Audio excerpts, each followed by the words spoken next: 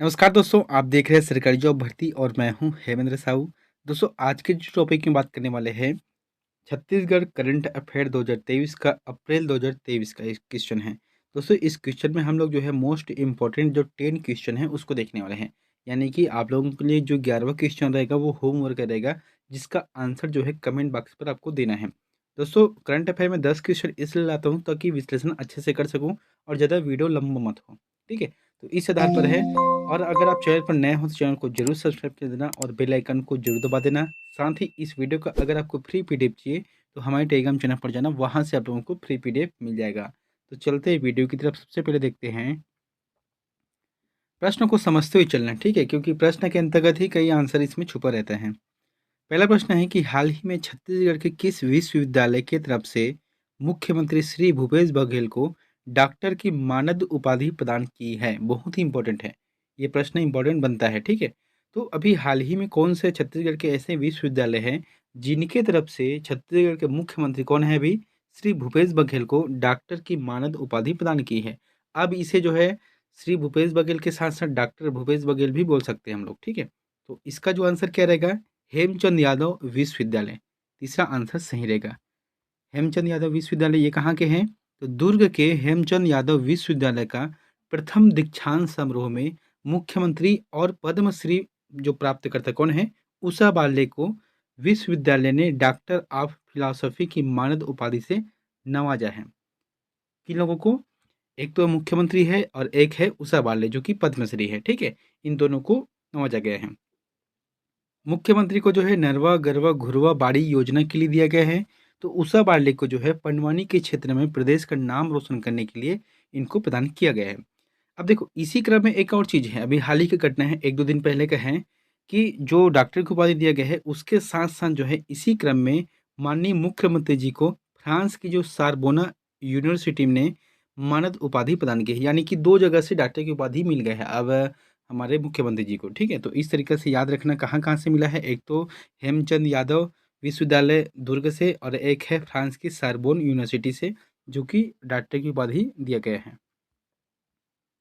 दूसरा प्रश्न है, छत्तीसगढ़ ओलंपिक एसोसिएशन के महासचिव के तौर पर किसे नियुक्त किया गया है। तो छत्तीसगढ़ के जो ओलंपिक एसोसिएशन है उसके महासचिव के रूप में किसे नियुक्त किया गया है। यहाँ पर जो ऑप्शन दिया गया उसमें सही जवाब आ जाएगा देवेंद्र यादव। देवेंद्र यादव को दिया गया है। दोस्तों, ये देवेंद्र यादव जो कि भिलाई का रहने वाला है। ठीक है, और यहाँ पर देखते हैं कि 24 अप्रैल 2023 को इस पद के लिए नियुक्त किया गया है। श्री देवेंद्र यादव बतौर पदाधिकारी हैंडबॉल एसोसिएशन के अध्यक्ष भी हैं। अब जो है इस लिहाज से इसका नाम को चयन किया गया है। अब यहाँ पर देखते हैं छत्तीसगढ़ ओलंपिक एसोसिएशन के अध्यक्ष कौन हैं। तो अभी जो है भूपेश बघेल रहता है। ठीक है, जैसे कि कोई मुख्यमंत्री है वही इसका अध्यक्ष रहता है। उसके बाद है छत्तीसगढ़ ओलंपिक एसोसिएशन के उपाध्यक्ष कौन है, गजराज पगारिया है। दोस्तों, ये अतिरिक्त जानकारी आपको याद रखना है। ठीक है, क्या है, गजराज पगारिया है। उसके बाद है छत्तीसगढ़ जो ओलंपिक एसोसिएशन के पूर्व महासचिव बोलेगा तो गुरुचरण सिंह होरा, लेकिन अभी कौन है, देवेंद्र यादव है। तो इस तरीका से चारों नाम को आपको याद रखना है। तीसरा प्रश्न है, हाल ही में छत्तीसगढ़ के किन 2 ग्राम पंचायतों को राष्ट्रीय पुरस्कार से सम्मानित किया गया है। तो राष्ट्रीय पुरस्कार से सम्मानित छत्तीसगढ़ के किन 2 ग्राम पंचायतों को सम्मानित किया गया है। सही जवाब आ जाएगा चौथा रहेगा। यानी कि इसमें नागम और जो सांकरा है, ये जो ग्राम पंचायत है, इन दोनों ग्राम पंचायतों को राष्ट्रीय स्तर पर पुरस्कार से सम्मानित किया गया है। देखते यहाँ पर कि नई दिल्ली में राष्ट्रपति द्रौपदी मुर्मू की अध्यक्षता में आयोजित कार्यक्रम में सरगुजा जिले के जो लुंड्रा जनपद पंचायत के ग्राम पंचायत नागम और धमतरी जिले के जो नगरी पंचायत है उसके अंतर्गत ग्राम सांकरा को पुरस्कृत किया गया है। पुरस्कार की राशि के तहत जैसे कि 50-50 लाख रुपए भी दिया है और प्रमाण पत्र भी दिया है। तो इस तरीक़ा से इन दोनों जगहों का चयन किया गया है। दोस्तों, एक चीज़ और है कि केंद्रीय मंत्री पंचायत एवं ग्रामीण विकास कौन है अभी, गिरिराज सिंह हैं। तो इन्हीं के हाथों से दिया गया है। और छत्तीसगढ़ का कौन है अभी, छत्तीसगढ़ मंत्री पंचायत मंत्री कौन है, तो रविंद्र चौबे। आप दोनों को भी याद रख सकते हो। केंद्र स्तर पर कौन है, पंचायत मंत्री गिरिराज सिंह हैं और छत्तीसगढ़ जो स्तर है यहाँ पर रविंद्र चौबे जो कि पंचायत मंत्री है। अगला प्रश्न है, छत्तीसगढ़ के किस राष्ट्रीय उद्यान या अभ्यारण्य में हिरण की खूबसूरत और दुर्लभ प्रजाति चौसिंगा ट्रैप कैमरे में आई है। चौसिंगा मतलब होता है 4 सींग वाला, ठीक है? तो यहाँ पर क्या बोला गया है, कौन से राष्ट्रीय उद्यान या अभ्यारण्य में? तो सही जवाब आ जाएगा कांगेर घाटी राष्ट्रीय उद्यान।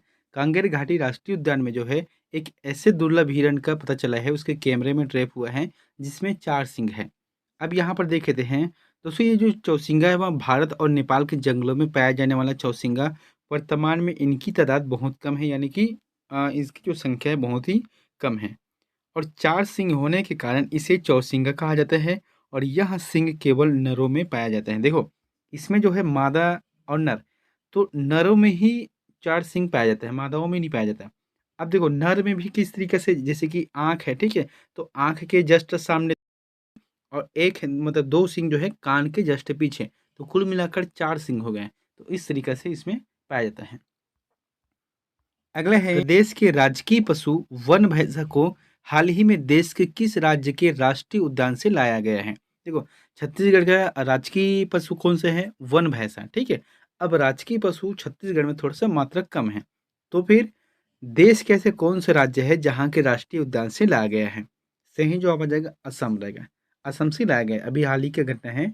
तो असम स्थित मानस नेशनल पार्क, वहाँ पर स्थित है मानस राष्ट्रीय उद्यान है, ठीक है? वहाँ से जो है 4 वन भैंसों को नावापारा में लाया गया है, जो बाढ़ नावापारा है वहाँ पर लाया गया है। कब लाया गया है? 15 अप्रैल 2023 को लाया गया है। इसमें एक चीज़ और है, इसमें बीच में कुछ केस हो गया था हाई कोर्ट में कि छत्तीसगढ़ में इसके लिए अभी आवास नहीं बना है, इसके लिए माहौल नहीं है, तो इसे लाया क्यों गए हैं? तो ये जो है कुछ केस बना था, तो इसीलिए कहा गया है कि हाई कोर्ट के आदेश के अनुसार 45 दिन बाद, यानी कि 15 अप्रैल 2023 को लाया गया है, तो इसके 45 दिन तक जो है जो उसके स्वास्थ्य विभाग है, जो टीम है, उसे अपने बाड़े में रखेगा, ताकि उसके जो देखभाल है, खान-पान है, उन सभी को देखेगा और साथ ही उसके जो वायु परिवर्तन है, इन सभी को देखना है, ठीक है? उसके बाद 45 दिन बाद इसे अपने बाड़े में छोड़ना है, जहाँ पर लगभग 25 एकड़ क्षेत्रफल में इसे बनाया गया है। अगला है, फेमिना मिस इंडिया 2023 में छत्तीसगढ़ के किस प्रतियोगी ने टॉप 7 में जगह बनाने में कामयाब रही? तो छत्तीसगढ़ के जो मतलब कौन से ऐसे प्रतियोगी हैं जिन्होंने जो फेमिना मिस इंडिया है 2023 में हुआ है, उसमें टॉप 7 में पहुंचा था, इसका नाम क्या है? सही जवाब आ जाएगा अदिति शर्मा। इसका जो आंसर रहेगा अदिति शर्मा रहेगा। यहाँ पर देख लेते हैं कि रायपुर की अदिति शर्मा ने टॉप 7 में जगह बनाई। राजस्थान की नंदिनी बनी फेमिना मिस इंडिया 2023 की विजेता। यहाँ पर जो नेशनल करंट अफेयर है वो भी इसमें इंक्लूड है।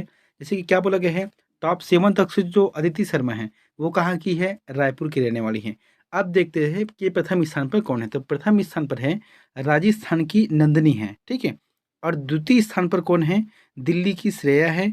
जबकि तृतीय स्थान पर है मणिपुर की थुना ओजा स्टेला लुवांग, ये जो है तृतीय स्थान पर हैं। तो इस तरीक़े से है, जबकि अदिति शर्मा 7वें स्थान पर रहीं। अगला है, राज्य में आयोजित पहली बार कौशल्या महोत्सव का आयोजन कब से कब किया गया? बहुत ही अच्छा प्रश्न है। तो अभी जो है हाल ही में चला है कौशल्या महोत्सव का, तो इसका जो आंसर क्या रहेगा, 22 अप्रैल से 24 अप्रैल 2023 के मध्य चला है। यहाँ पर देखें तो इसके बारे में संपूर्ण जानकारी है। मुख्यमंत्री द्वारा अक्षय तृतीया त्योहार पर भगवान श्री राम की ननिहाल और माता कौशल्या की नगरी चंद्रखुरी में माता कौशल्या महोत्सव का 3 दिवसीय आयोजन किया गया था। कब? 22, 23 और 24 अप्रैल को। रात्रिकालीन कार्यक्रम किया गया, जिसमें छत्तीसगढ़ की जो रामायण मंडली है उन लोगों को प्राथमिकता दिया गया। हालांकि बाहर से भी बुलाए गए थे, लेकिन छत्तीसगढ़ के जो है पारंपरिक रूप से उन उन लोगों को जो है पहला प्राथमिकता दिया गया। ठीक है, देखो हमारे एक चीज़ और है कि अक्ति तिहार को छत्तीसगढ़ में माटी पूजन के रूप में मनाए जाते हैं। इस दिवस क्या होता है, गांव में जैसे कि लोग रहते हैं अपने गांव में, गांव के डीह डोंगर रहते हैं, देवता रहते हैं, जैसे कि कोई जगह ठाकुर देव है या कोई जगह जो है बड़देव बाबा है, ठीक है? तो वहाँ पर जो है धान को दोना में, जो परसा पत्ता के रहते हैं, दोना में लेकर जाते हैं, पूजा पाठ करते हैं वहाँ के बैगा, फिर उस धान को लाते हैं घर में और शाम को उसी दिन जो है अपने खेतों में जाकर बो देते हैं। जैसे कि उसको छत्तीसगढ़ी में क्या, तो उसको जो है बो देते हैं। जब बो देते हैं तो हम ये समझते हैं कि आज से धान बुआई का कार्यक्रम चालू हो गया है। लेकिन हालाँकि वो तो बरसात होने पर रहता है, लेकिन ये दिवस जो है सबसे शुभ दिन माना जाता है किसानों के लिए, ताकि इस दिवस को जो धान बोते हैं उसकी फसल अच्छा होता है। तो इस तरीक़े से आयोजन किया जाता है और इसे माटी पूजन के रूप में जाना जाता है। अगला है, हाल ही में हुए प्रदेश में नक्सलियों द्वारा हमलों में 10 जवान शहीद हो गए। यह घटना राज्य के किस जिले में हुआ है? बहुत ही इंपॉर्टेंट है और इस चीज़ को समझना मैं क्या बोल रहा हूँ उसको, ठीक है? इसके प्रश्न क्या बोला गया है कि हाल ही में जो नक्सली हमले हुए हैं, जिसमें 10 जवान शहीद हो गए थे, वो कौन से राज्य से मतलब राज्य के कौन से जिले से हैं? इसका जो जवाब आ जाएगा जगदलपुर रहेगा, ठीक है? जगदलपुर में एक थाना है अरनपुर। तो अरनपुर थाने के लगभग 2 किलोमीटर के पास ही यह घटना को अंजाम दिया गया है, नक्सली द्वारा, ठीक है? नक्सली बहुत सारे नक्सली थे। इसमें हुआ क्या है कि जब जैसे कि रास्ते से जा रहा था तो वहाँ पर जो है कुछ माइन्स बिछा दिए गए थे। तो अचानक जैसे ही दबाव पड़ा गाड़ी का तो फट गए। तो फटने पर जो है 6 फीट लगभग गहरा और 15 फीट चौड़ा गड्ढा हो गया। और ये जो घटना है 26 अप्रैल को है, ताकि जो 27 अप्रैल को 10 शहीद जवानों को श्रद्धांजलि दिया गया मुख्यमंत्री की तरफ से और कार्यक्रम में यहाँ शामिल हुआ। अब यहाँ पर मेन प्रश्नों को देखते हैं। ये जो है अप्रैल, ठीक है? छत्तीसगढ़ में एक चीज़ देखना आप जो है अप्रैल, मई और जून ये 3 महीने ऐसे हैं जिसमें ज़्यादातर नक्सली हमला होते हैं। क्यों होते हैं? क्योंकि इस समय आप जंगलों पे जाके देखना जितने भी पेड़ रहते हैं उसके पत्ते सूख कर गिर जाते हैं। जब सूख कर गिर जाते हैं तो कोई भी चीज़ जो छुप कर बैठे वो लोग दूर से देख सकते हैं। हालाँकि पेड़-पौधे रहते हैं, पत्ते रहते हैं तो फिर उन लोगों के लिए सेफ है। लेकिन दूर के वस्तु को या दूर किसी कोई इंसान जा रहा है उसको देखने के लिए नक्सलियों को अच्छा बनता है। इसलिए जो है घटना सबसे ज़्यादा अप्रैल, मई, जून में होते हैं। आपको याद ही होगा जब मई 2013 में जब कांग्रेस की जो काफ़िला में हमला हुआ था तो वो मई में घटना हुआ था। और बीच में 76 जवान शहीद हुए थे, वो भी लगभग मई के महीने में हुआ था। तो कुल मिलाकर जो है छत्तीसगढ़ में जो नक्सली हमला होता है तो इसी जो महीने रहता है उसको समय ज़्यादा देखते हैं वो लोग। और इसमें एक बात भी है कि जो शहीद हुए हैं जवान, इनसे 2 दिन जस्ट पहले, है ना? 2 दिन जस्ट पहले वो लोग लगभग 100 या 150 लोग जो है 100 या 150 जो जवान हैं वहाँ उस जंगल में छानबीन किए थे लगभग 80 किलोमीटर तक से, कि कोई नक्सली है कि नहीं, उसका सुराग मिलना चाहिए कि नहीं मिलना चाहिए, मतलब उनको खोज किए थे लेकिन नहीं मिला और जस्ट उसके दूसरे दिन यह घटना हो गए हैं। तो हमको इस तरीक़े से याद रखना है। प्रश्न कई बनते हैं कि इस यह जो घटना कब हुआ है तो 26 अप्रैल को हुआ है। कहाँ पर हुआ है तो दंतेवाड़ा के अरनपुर थाना में हुए हैं। कितने जवान शहीद हुए तो 10 जवान शहीद हुए। इस तरीक़े से आपको याद रखना है। अगला है, प्रदेश के किस किसान को वर्ष 2022-23 के लिए देश का सर्वश्रेष्ठ किसान अवार्ड दिया है? तो देश का सर्वश्रेष्ठ किसान अवार्ड जो है प्रदेश के कौन से किसान को दिया है? सही जवाब आ जाएगा डॉक्टर राजा राम त्रिपाठी। डॉक्टर राजा राम त्रिपाठी को दिया है। यहाँ पर देखते हैं कि बस्तर अंचल के उन्नत कृषक, ये जो है बस्तर अंचल के, ठीक है, बस्तर अंचल के उन्नत कृषक जो कोंडागांव के मां दंतेश्वरी हर्बल फार्मा के संस्थापक व संचालक डॉक्टर राजाराम त्रिपाठी को देश के सर्वश्रेष्ठ किसान के रूप में सम्मानित किया गया है। त्रिपाठी को प्राकृतिक ग्रीन हाउस जो मॉडल है तथा मां दंतेश्वरी काली मिर्च 16 प्रजाति के विकास के लिए यह अवार्ड प्राप्त किया है। कुल मिलाकर देखा जाए तो प्राकृतिक रूप से यह जुड़ा हुआ है, मिर्ची का उत्पादन है या प्राकृतिक ग्रीन हाउस मॉडल है, इन सभी के लिए वह प्रेरणाई स्रोत है और इसीलिए इसे जो है वन औषधि की पुरोधा कहलाने वाले किसान कहा जाता है। पुरोधा मतलब है जैसे कि एक क्या होता है पूर्वज के रहता है जो मुख्य आदमी रहता है, ठीक है? तो उसी को कहा जाता है अपना पुरोधा। तो इस तरीके से त्रिपाठी है और दिल्ली में केंद्रीय मंत्री कौन है? नरेंद्र सिंह तोमर के हाथों से इसे यहाँ पुरस्कार दिया गया है। किसे? डॉक्टर राजाराम त्रिपाठी को। अगला है, जनजातियों में प्रचलित सांस्कृतिक केंद्र घोटुल का नाम बदलकर किस नाम से जाना जाता है? दोस्तों हम लोग जो छत्तीसगढ़ का जो जनजाति विषय है उसे बहुत पढ़ते हैं, घोटुल, है ना? ये क्या है? युवा गृह है। तो इसके नाम को परिवर्तन कर दिया गया है सरकार। अब ये अपने से नहीं किया है ना? इसमें भी एक प्रावधान है जिसे बता रहा हूँ यहाँ पर।